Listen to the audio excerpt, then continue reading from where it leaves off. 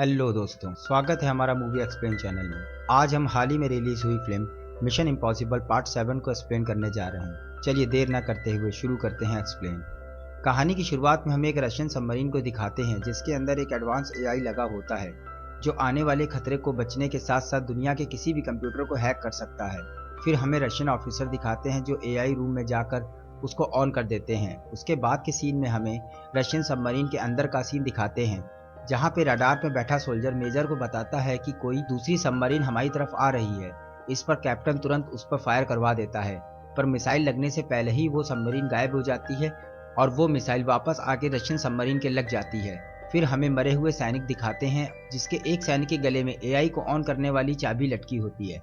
फिर अगले सीन में हमें ईथन को दिखाते हैं जो अपने पुराने डॉक्यूमेंट देखता है और याद करता है गैब्रियल ने उसके साथ कैसे चीट किया और उसकी जीएफ को मार डाला और आईएमएफ वालों ने उसको अपने साथ लिया और स्पाई बना दिया। फिर एक डिलीवरी मैन को दिखाते हैं जो ईथन को एक पार्सल देता है।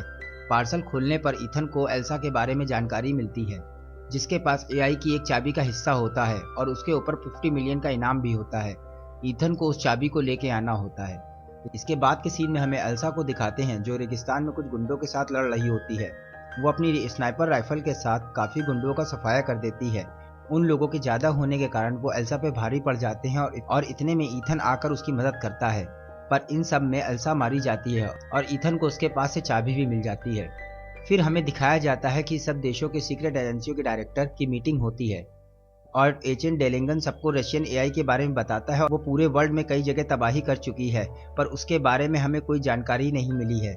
ये एआई बहुत ही खतरनाक है। ये बात सुनने के बाद आईएमएफ के डायरेक्टर ऊचिन सबको बताते हैं रशियन फिर से उस एआई को कंट्रोल करना चाहते हैं। उसके लिए वो 2 कीज ढूंढ रहे हैं, पर उससे क्या होता है ये अभी हमें नहीं पता। उस एआई को रोकने के लिए जो 2 चाबियां हैं उसमें से एक चाबी हमारे एजेंट एल्सा के पास है और ईथन भी उस चाबी को लेने गया है। तभी वहां एक ऑफिसर आता है और ऊचिन को एक मास्क देता है। उसके बाद एक गैस बम फोड़ देता है जिसके कारण वहां सब लोग बेहोश हो जाते हैं। इसके बाद हमें दिखाया जाता है कि वो ऑफिसर कोई और नहीं ईथन होता है। इस पर ऊचिन उससे ये सब करने का कारण पूछता है। ईथन बताता है एआई सबको कंट्रोल कर रही है, एल्सा भी अभी जिंदा है। एआई की चाबी के कारण उसकी जान को खतरा था, इसलिए एल्सा को मारने की झूठी खबर फैला दी। फिर ईथन एआई की चाबी का हिस्सा दिखाता है और बताता है एआई बहुत पावरफुल है और ये चाबियां सभी लोगों को चाहिए, हम किसी पर विश्वास नहीं कर सकते। और ये बताकर चाबी साथ लेकर वहां से निकल जाता है।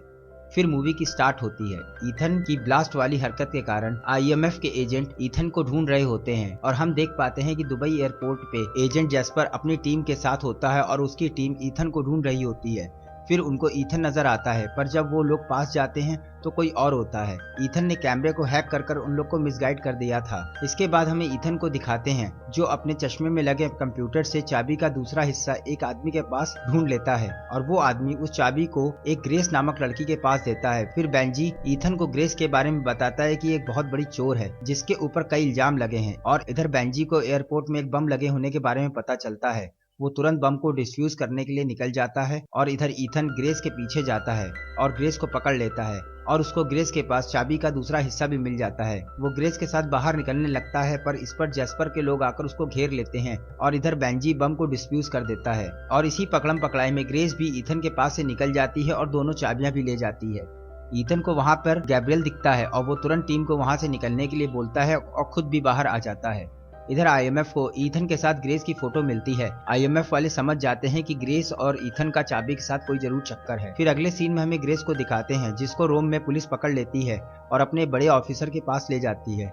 वो बड़ा ऑफिसर कोई और नहीं ईथन ही होता है। फिर ग्रेस ईथन को बताती है कि किसी अनजान आदमी ने उसको की के बारे में बताया था और बताया था कि एक बहुत बड़ा बायर उस की को खरीदने वाला है। उसको ये भी बताया था कि ईथन भी उसके पीछे आएगा। इसके बाद ग्रेस ईथन को फिर से चकमा देकर वहां से निकल जाती है। ग्रेस कार से भागती है पर ईथन उसका पीछा करता है और रोक लेता है। इतने में ईथन और ग्रेस को जैस्पर के लोग चारों तरफ से घेर लेते हैं। तभी वहां पे पेरिस नामक एक किलर आती है और सब पर फायरिंग करने लगती है। ईथन मौका देखकर ग्रेस को अपने साथ अपने हाथों में हथकड़ी पहनाकर वहां से कार से निकल जाता है और पेरिस भी उनके पीछा करती है, पर ईथन उसको चकमा देकर ग्रेस के साथ निकल जाता है। इसके बाद ग्रेस ईथन को बड़ी चालाकी से चकमा देकर वहां से निकल जाती है। ईथन भी अपनी टीम के पास वापस आ जाता है। फिर बेस पर बेंजी सबको बताता है कि एलेना की पार्टी में ग्रेस उस चाबी को बेचने वाली है और उसको रोकने के लिए हमें भी वहां जाना होगा। फिर बेंजी बताता है कि उसको एयरपोर्ट में जो बम मिला था वो बहुत ही हाईटेक था और उसकी वजह से बहुत जाने जा सकती थी। इस पर ईथन बोलता है उसको पता है ये सब काम एआई करा रही है, उसको पता है कि मैं किस इंसान से घबराता हूँ और उसने मेरा चश्मा हैक कर कर गैब्रियल को ही दिखाया, उसके बाद उसको हटा लिया और बताता है अगर ये सब एआई ने किया है तो वो ये भी जानते कि हम लोग क्या हैं और क्या करने जा रहे हैं। फिर इस पर एल्सा बोलती है पहले तो हमें एआई को रोकना था, अब गैब्रियल भी आ गया, एआई से पहले हमें गैब्रियल को रोकना होगा। फिर हमें सीधे पार्टी का सीन दिखाते हैं जहाँ पे ग्रेस गैब्रियल और पेरिस से मिलती है और ग्रेस गैब्रियल से बोलती है उसे नहीं लगता कि वो तुम्हारे लिए काम कर रही है। तभी वहाँ एलेना भी आ जाती है और ईथन भी उस पार्टी में आ जाता है। फिर एलेना ईथन को रोकती है और बोलती है तुम यहाँ क्या कर रहे हो। इस पर ईथन बताता है वो यहाँ चाबी लेने आया है। फिर वो सबको बैठने के लिए बोलती है और बताती है इस चाबी के लिए उसको ब्लैक मार्केट में बहुत ऊंची दाम मिल रहे हैं। फिर ग्रेस और ईथन की तलाशी ली जाती है पर उनके पास से कोई चाबी नहीं मिलती। फिर गैब्रियल बताता है कि वो की भविष्य है, उस की से एआई को कंट्रोल किया जा सकता है। तब ईथन को समझ में आ जाता है कि एआई ने जानबूझकर उसको और सबको यहाँ इकट्ठा किया है क्योंकि ईथन उसको रोक सकता है और ये सब एआई के हिसाब से हो रहा है और वो ग्रेस के साथ वहाँ से भाग जाता है। ग्रेस ईथन को एक बार और धोखा देकर भागने लगती है। ग्रेस को पकड़ने के लिए ईथन बेंजी से लोकेशन पूछता है पर बेंजी कुछ बोल पाता उससे पहले ही एआई उसके कंप्यूटर को हैक कर लेती है और ईथन को दूसरे रास्ते पे ला देती है और इसके बाद बेंजी ईथन को सही रास्ता बताकर पुल के पास पहुंचा देता है। पर वहां पे पेरिस आती है जो ईथन को मारने की कोशिश करती है पर ईथन पेरिस को बेहोश कर पुल के पास पहुंचता है। पुल पे ग्रेस और गैब्रियल लड़ रहे होते हैं और गैब्रियल ग्रेस को बहुत घायल कर देता है। उतने में वहां पे एल्सा भी आ जाती है और गैब्रियल एल्सा को मार देता है और भाग जाता है। एल्सा के मरने पे ईथन बहुत ज्यादा दुखी हो जाता है और ग्रेस के साथ वहां से निकल जाता है। अगले सीन में ग्रेस बताती है कि गैब्रियल ने उसे चाबी ले ली है और वो एलेना के साथ बायर से डील एक ट्रेन में करेंगे। फिर सब लोग प्लान बनाते हैं कि एलेना और उसके भाई का रूप में जाकर वो लोग चाबी ले लेंगे। फिर लूथर बताता है कि हमारे लैपटॉप को उस एआई ने हैक कर लिया था और तुमको गलत डायरेक्शन बता रहा था पर उससे पहले हमने वो लैपटॉप तोड़ दिया। अगर हम लोग लैपटॉप ना तोड़ते तो एआई अपना सबूत मिटा देता। अब उस लैपटॉप के कारण हम एआई का लोकेशन पता कर सकते हैं। ईथन हाँ में सर हिलाता है और लूथर ईथन से पूछता है अगर गैब्रियल तुम्हारे सामने आएगा तो तुम क्या करोगे।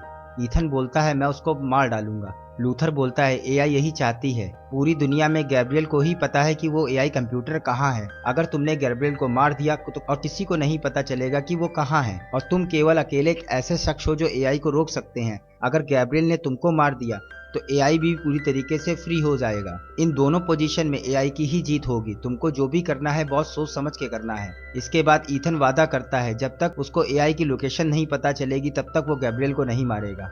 इसके बाद के सीन में बेंजी को दिखाते हैं जो अपना फेस मास्क बनाने वाली मशीन के खराब होने से परेशान होता है। अब उनके पास केवल एलेना का ही मास्क होता है। तब ईथन ग्रेस को बायर के पास जाने के लिए बोलता है और ट्रेन में उसके पास आ जाएगा ये वादा करता है। अगले दिन वो मीटिंग ट्रेन में होती है और उस ट्रेन में सभी लोग आते हैं। एलेना जब अपने रूम में अंदर आती है तो देखती है उसकी हमशक्ल बैठी हुई है। दरअसल वो ग्रेस होती है। ग्रेस एलेना को बेहोश कर उससे चाबी लेती है। चाबी लेकर वो बायर के पास जाती है।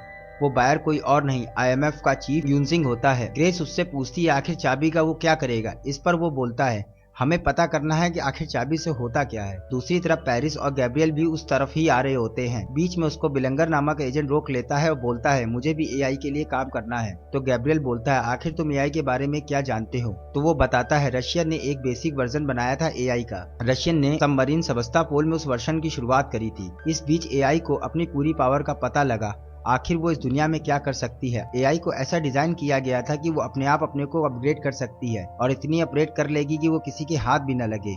और उस एआई का सोर्स कोड उस सबमरीन में था जिसके कारण उस एआई ने उस सबमरीन को खत्म कर उसको पानी में डुबो दिया जिससे सारा क्रू मारा गया। और जिसके पास भी वो चाबी हो वो उस चाबी से उस सबमरीन के रूम को खोलकर एआई को कंट्रोल कर सकता है या उसको डिलीट भी कर सकता है। गैब्रियल पूछता है ये बात किसी और को पता है। इस पर बिलिंगर बताता है ये बात मुझे पता है, तुम्हें पता है और पेरिस को पता है। बस गैब्रियल उसे तुरंत मार देता है और वो पेरिस को भी मारने की कोशिश करता है पर पेरिस को बहुत ज्यादा जख्मी कर देता है पर मार नहीं पाता और वहां से निकल जाता है। दूसरी तरफ हम गेस को चाबी डायरेक्टर को देते हुए दिखाते हैं और डायरेक्टर बोलता है ये चाबी बहुत खतरनाक है सीन शिफ्ट होता है और बेंजी ईथन से बोलता है कि तुम्हें इस पहाड़ी से कूदना होगा, यही एक रास्ता है उस ट्रेन के ऊपर जाने का। पहले तो ईथन घबराता है, फिर बाइक लेकर उस पहाड़ी से कूद जाता है।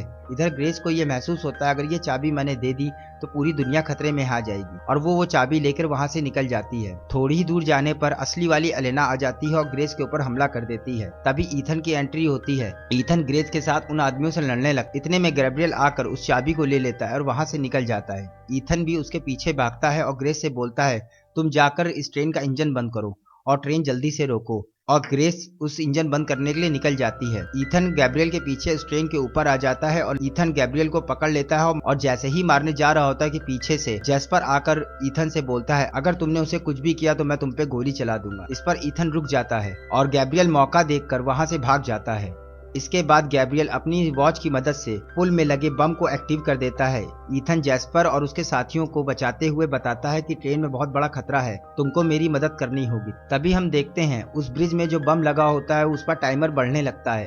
तभी ईथन भागते हुए इंजन रूम में आता है और ग्रेस रोते हुए बताती है उस चाबी से बहुत बड़ी तबाही होगी और वो चाबी भी गैब्रियल ले गया है।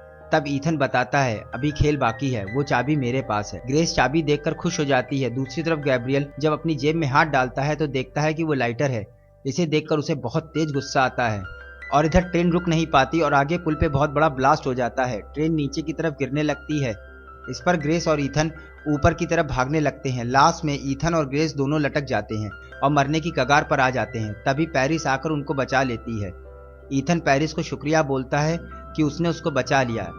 पेरिस भी उसको शुक्रिया बोलती है क्योंकि उसने उसे जिंदा छोड़ दिया था। पेरिस बिल्कुल मरने वाली होती है। तभी ईथन उसको चाबी दिखाकर पूछता है आखिर इस चाबी से होता क्या है। पेरिस केवल सेवास्तोपोल कह के मर जाती है। ईथन बोलता है सेवास्तोपोल तो एक रशियन पनडुब्बी थी और वो समुद्र में डूब गई थी। फिर ग्रेस को छोड़कर ईथन अपने पैराशूट से वहां कूद कर कहीं चला जाता है। इधर ग्रेस IMF के डायरेक्टर से मिलती है और बोलती है ईथन को उस पर पूरा भरोसा था और उसने उसका साथ दिया और उसने मुझसे वादा किया था कि उसे भी IMF एजेंट बनाया जाएगा और मेरे सारे पिछले कारनामों को खत्म कर दिया जाएगा। ग्रेस की बात सुनकर डायरेक्टर बहुत खुश होता है, बोलता है कि आज से तुम भी IMF एजेंट हो। दूसरी तरफ हम देखते हैं ईथन पैराशूट से बेंजी के पास पहुंचता है और बेंजी और ईथन कार में बैठते हैं और वो दोनों सफर के लिए निकल जाते हैं। अब उनका सफर उस AI से मुकाबला करना था और इसके आखिरी सीन में हमें उस सबमरीन में AI को दिखाते हैं और मूवी खत्म हो जाती है। और ये था हमारा पार्ट 1 का एक्सप्लेनेशन। अगर आपको मेरा एक्सप्लेनेशन अच्छा लगा हो तो मेरे चैनल को सब्सक्राइब और लाइक जरूर करिएगा। मिलते हैं अगले मूवी एक्सप्लेन में। Bye bye.